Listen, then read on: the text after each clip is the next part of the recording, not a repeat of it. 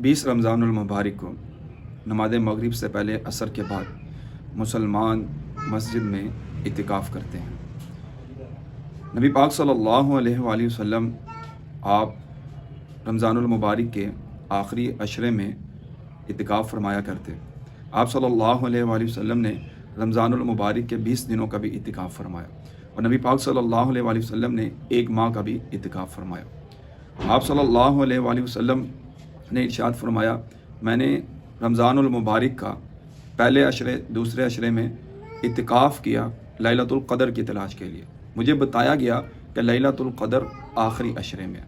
نبی پاک صلی اللہ علیہ وآلہ وسلم کے پیاری زوجہ ام المؤمنین حضرت عائشہ صدیقہ رضی اللہ تعالی عنہا آپ فرماتی ہیں کہ نبی پاک صلی اللہ علیہ وآلہ وسلم ماہ رمضان کے آخری عشرے کا اعتکاف کیا کرتے تھے، اور آپ صلی اللہ علیہ وآلہ وسلم کے وصال کے بعد ازواج مطہرات رضی اللہ تعالی عنہن آپ بھی اعتکاف فرمایا کرتی تھی۔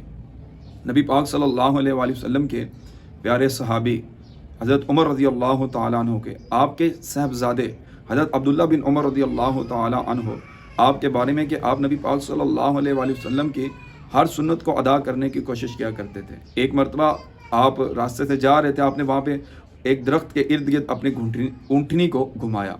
پوچھا گیا تو آپ نے کہا مجھے معلوم نہیں ہے، لیکن میں نبی پاک صلی اللہ علیہ وآلہ وسلم کو یہ کرتے ہوئے دیکھا۔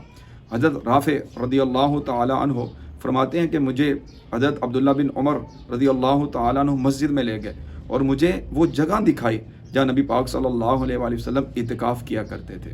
اور خوشخبری ہے اس شخص کے لیے جو سنت اعتکاف کرتا ہے۔ امام الانبیاء صلی اللہ علیہ وآلہ وسلم نے ارشاد فرمایا، جو ایمان کے ساتھ اور اللہ کی رضا کے لیے اعتکاف کرتا ہے، اللہ عز و جل اس کے پچھلے گناہ مٹا دیتا ہے، یعنی اس کی بخشش ہو جاتی ہے، مغفرت ہو جاتی ہے۔ اللہ عز و جل ہم سب کو اعتکاف کی توفیق عطا فرمائے۔